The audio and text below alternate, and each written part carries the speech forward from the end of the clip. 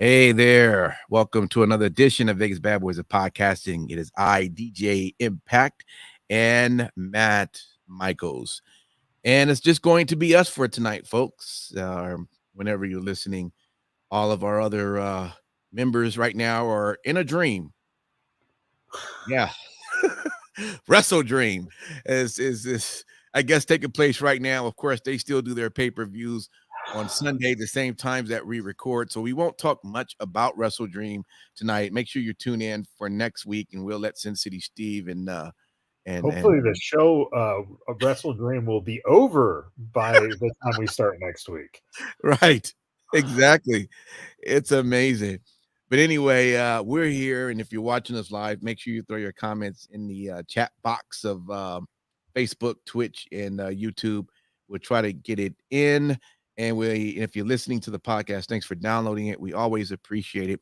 Well, Matt Michaels, we probably won't go through all of the segments we normally do, but I thought we just kind of briefly talk about what happened this past week. Overall, at least for me, because I didn't watch AEW, wrestling wasn't too bad in the world of for WWE. First off, isn't it amazing how important a crowd is to a show? Because for Raw, Ontario, which they never called it Ontario, they called it the town that's 20 miles from or 20 miles from LA or whatever they called it, or down the street from LA. They never termed it to Ontario for whatever reason. But dude, they were just hyped from the beginning. Right. And it made the show. Like it made you just want to be a part of it. And just shout out to them, man. They came to just have fun. And the show, to me, if I had to almost choose, I mean, now we have listen, we had No Mercy, so I will have to give that the winner. But if there was no NXT, Raw would clearly be the winner just because of how hyped that crowd was. What was your take though, man? What do you thought overall? Well, I think that first off, I think that they didn't use Ontario that much because that is typically related to Canada. So I Ah, that okay. That's, yeah, I can see that. makes a little sense. Sure. Um, I think that what you're seeing now is um, a revitalization of the fact that fans, you know, I mean, we've talked about it before, but I think the fans are really latching on to the fan interaction aspect of what the WWE is presenting, Yeah. and I think that that helps create a little bit more of a buzz. It helps that they're able to, um, not only the energy of the crowd, but to set up an arena for 7,000 people and have Mhm. almost 7,000 people or a full sellout there. I forget what they set up for this show was, but having fuller houses really does help the energy in the building because Yeah. of the fact that even with the WWE or AEW does it too when they purposely pump stuff in. Mhm. Um, you can tell the difference when the crowd is just actually reacting Yeah. and it you can I think the performers you can see the level of performance go up because it's Yeah. infectious with the live crowd and you want to get better. Yeah, exactly. I was as I was watching it with Lisa, I was just going, when a crowd is that hype, if I was a performer, it would just make me just want to I mean, that energy just makes me want to even go 150% just Yeah. because of that hypeness. I mean, when you're just a dead crowd, it's like, it's just like going to work, right? You're not feeling it. It's like I'm just here. And it's the momentum is not there. You're just trying to get through the day. It's just a whole nother thing when there's a just a better interaction. And I think fans is definitely going to, especially when they come to your town, have to learn that, hey, I mean, they call you the WWE universe, but you have to bring that energy in for the type of show that you want to see. Well, and the um the Wrestle Dream pay-per-view Mhm. had apparently about 6,058 tickets sold. Okay. Yeah. WWE house show last night on Saturday night Hmm. sold 6,224 tickets. So that, that shows you the level of popularity, the buzz. Um, and Jim says it here, they feed off live crowd's energy. The better the crowd, the better they perform, which Hmm. is absolutely true. And it's interesting too, if you look at the AEW crowd, when they're into a match and they're, chanting, "This is awesome," or it, it tends to be inside the match, right? It, Right. it tends to be, more match oriented, which is something that that fan base really likes. Yeah. But with the WWE crowd, the fans go nuts for, the interaction with what is being said on the mic, because there's more drama and more comedy to what they present, Yeah. and you can tell the difference too. Listen, it's always been the fact that it's a family event with the WWE, and I think AEW fans who are typically males who want to live back in the Attitude Era, Yeah. they don't like that. They don't like that idea at all. They want to be the focus of the attention because it's Right. for them. Yeah. And if they don't like it, well then it's shit. Right. So, and you got to look at these sales and just go, the product is hot again. Oh, So, you know, it's great to see. yeah, absolutely. It really is. Great matches. Man, they're really pushing Dragon Lee. I mean, he was on Raw, he was also on SmackDown, he was also on NXT, Yep. but great match with even with Dom. I mean, they gave Dom the win for that, but I like the push that they're doing with Dragon Lee. Apparently, they're really making sure that, I guess when Mysterio says, "Look, I'm finally done after wrestling since I was a baby. We need someone to kind of take over." And I thought maybe that would be Santos, but when I thought about it, I was like, well, Santos don't wear a mask, but Dragon Lee, definitely has that same look that that has, that Rey Mysterio appears to have. So I think it's gonna be a big future for him. He's awesome to see in the ring, and it was great to see him this entire week, you know. Yeah, and the use of him, as the referee Hmm. um, Yep. on the premium live event was something that worked as well. Yeah. It seems like if you kind of get the feel, it seems like Dragon Lee, Carmelo Hayes. Hmm. Um, I'm thinking possibly Wesley as well. Hmm. These are the guys that you're looking are probably going to show up in the Rumble, is my guess, Yeah. um, or are on their way to getting the call up, whenever that might be, possibly after WrestleMania. Yeah. So, but yeah, you're seeing it. You're seeing them start laying out things. Um, what Dragon Lee has going for him is he's the same type of size Ray was, Yeah. or is, I should Yep. say. Hmm. And one of the things about Ray that's always been his worked to his benefit is that he is not a big guy, so kids relate to him. Right. Yeah. A kid can't be around the Big Show without potentially crying, right? It's true. But a kid could be around Mysterio and feel like this is someone that is not that much more bigger than them, and so it's a little more inviting. Yeah. And I think that he's always kept that younger fan base. And once you get them, as a fan at a younger age, then you have them for life. The other thing that you're going to see, I think, with Dragon Lee is they're going to do the same thing they do with Ray, and that is because of that factor, you're going to see him pretty much be a face for his whole career. Yeah. Yep. That makes sense, and I can see that. In fact, I thought maybe after this past, SmackDown match with Santos, I'm like, "Oh, man, this is the turn I'm gonna see." Look like it's close to happening, but not yet.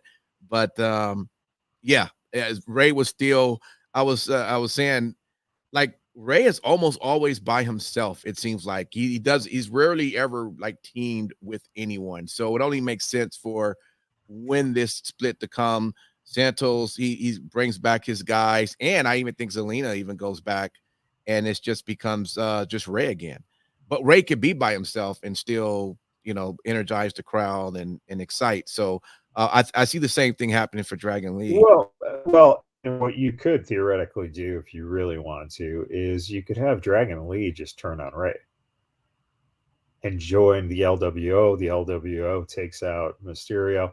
So I mean, there's ways to set things up, because one of the things that is becoming crystal clear now is that they are playing a lot more with gray areas. Mhm. So you're seeing a lot more heel versus heel, face versus face. That's right. Yeah. And that opens the door to more scenarios of just not having to, you make the choice based upon the match in terms of who you like more.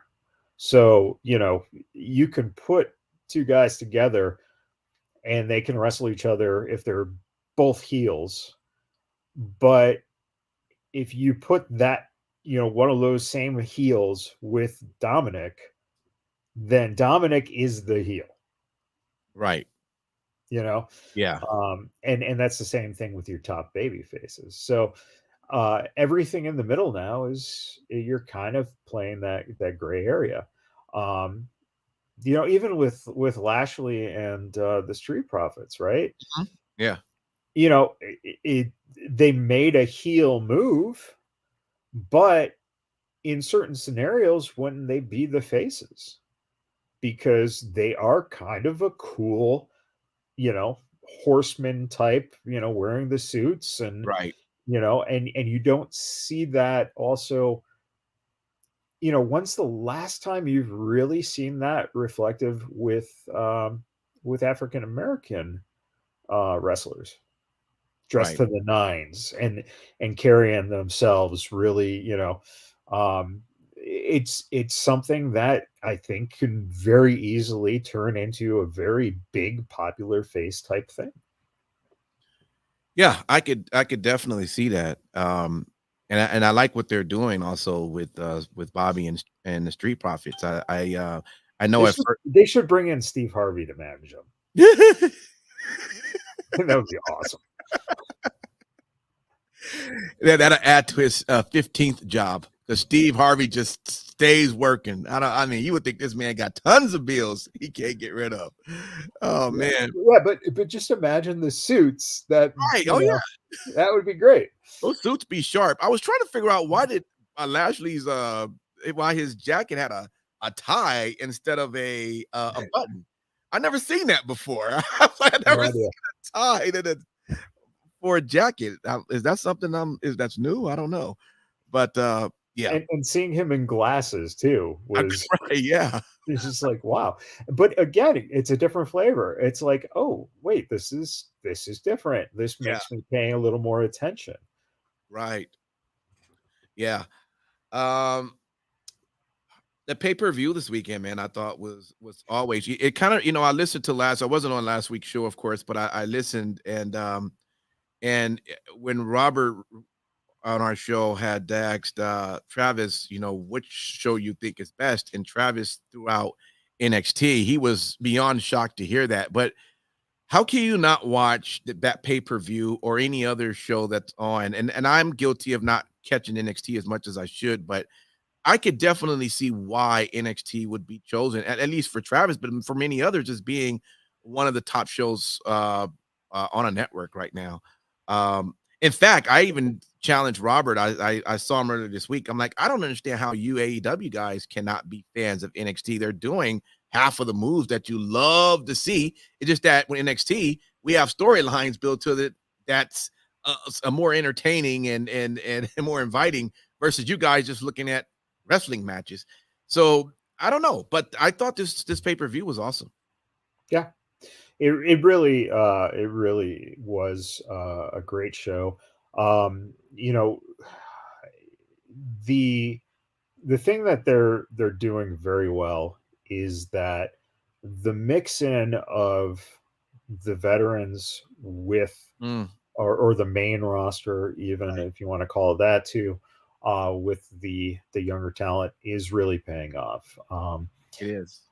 When you open up with Braun versus Baron Corbin is one of those guys that you absolutely just do not give a shit about, right? And now all of a sudden, he has something where you go, I'm kind of invested into what he's doing. Yeah. And it's not that I'm going to be a huge Baron Corbin fan. It's that I can actually now, for once, believe that he has the potential of beating a guy like Braun, Right. you know? Yeah. And I think that's important. And then you can start off a show like that with those two guys. And there's your future going against a guy who, has a job because of the fact that he can put a bigger guy like that over and make him look good. Yeah. You're seeing that now in NXT, and I think that's where he belongs until he gets his release, right? Right. Um, I think that uh, the idea of having Dominic in there, uh, it seasons Dominic a little bit more, but Dominic has more camera experience than most of these guys, right? Yep. And he's the hottest heel, no matter where he's going to be on television. That's So, right. putting him in that scenario and then, um, getting a chance to drop the belt to Trick and seeing Trick now get an opportunity. Yeah. And what is going to happen with Carmelo and him now that Carmelo lost the title? Right. And remember, Carmelo was the North American champion for a nice amount of time, Yep. and maybe Carmelo thinks that he should get that opportunity from Trick. Right. So this is a way to put Trick over without having to have the big title in the picture, Right. right? Yeah. You don't have to do it for the championship, the NXT championship. It gives a chance for Ilya Dragunov to be the NXT champion, which is a fucking brilliant move. Yeah. Uh, and that goes to the point about someone like Rob not not enjoying it. It's like you don't enjoy it because you're not familiar with it, Right. and something in you doesn't want to give it a chance, and Right. that's the problem. I think that NXT has been the best show that they've done for years. Period. Absolutely. Yeah. Period. And one of the things that keeps coming is that for whatever reason, those certain fans just do not want to, like, um the black and gold when that went to 2.0. Holy shit, right? Right. You would have thought that someone came and just like murdered the childhood of these people. Right. And it's like there was nothing that was different other than you had new fresh faces. And so what? You got rid of Adam Cole and those guys. They had another place to go.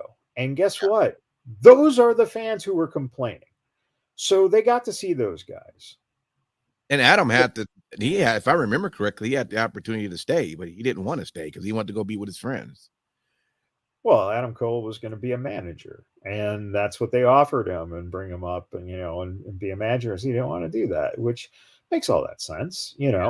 If you're going to go to the main roster, you want to continue wrestling. And there was a lot of shit going on with those people brought up to the main roster who got used because Vince had no fucking clue what was going on with Right. those guys. He didn't watch the product.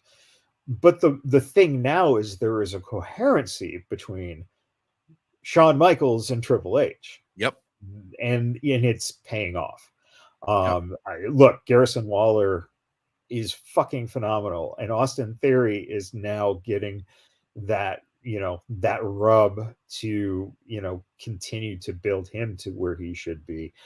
Those two working together, it's fucking brilliant. Yeah. Becky Lynch working with Tiffany Stratton, that match was phenomenal. It was. And Stratton, said, this is what I do. I'm challenged.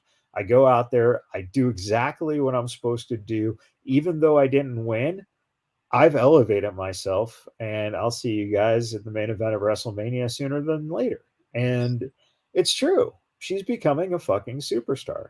Yep.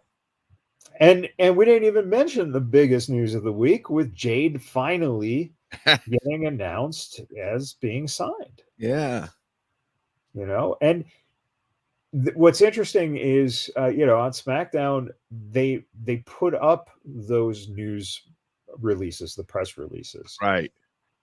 to make it a very prominent signing, even though only 500 to 800,000 people know who the hell this woman is, right? Right. So they know that what they need to do is make it seem like this is a very big signing. Right. If Wardlow is ever able to get out of that contract,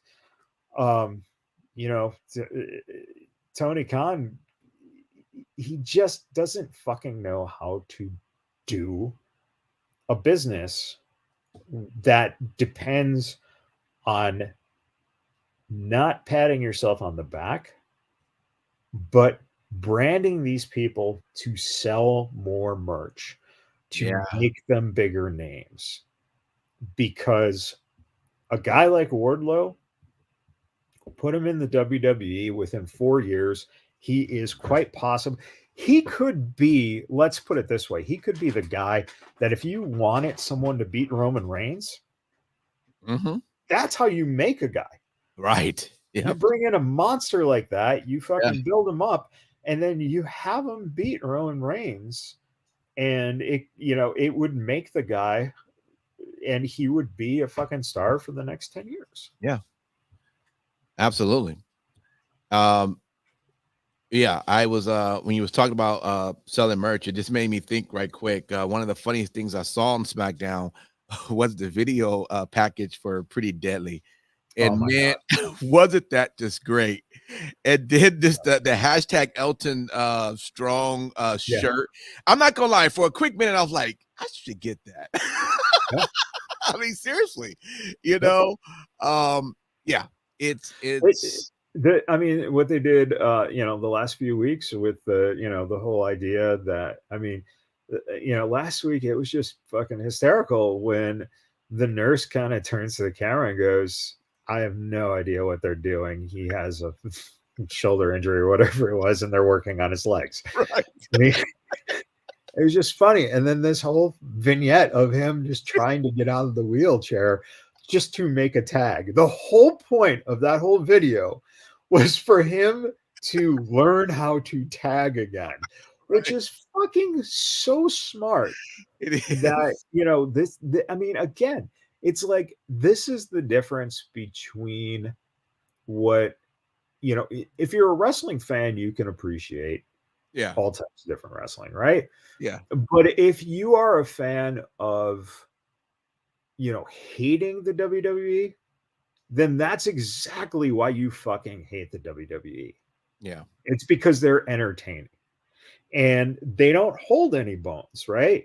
Oh, well, a team like that, how can you take them seriously when they're doing that shit? Because it's entertaining. And we know that they're chicken shit heels. They're full of themselves. Right. And when they win titles, it's entertaining because now these guys shouldn't retain the titles. Right.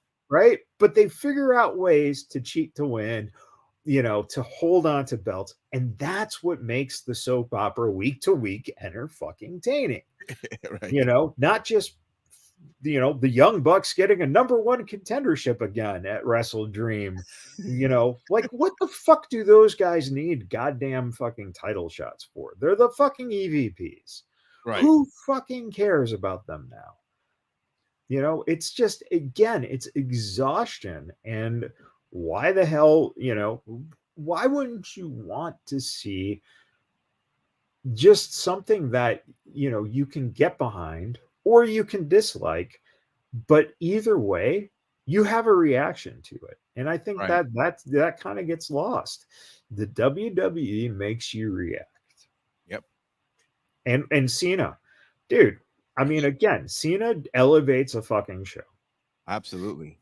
And for once now, you can say that someone who isn't a prior star, someone who's was a star within the last 15 years, looked exactly the same level of star as Cena.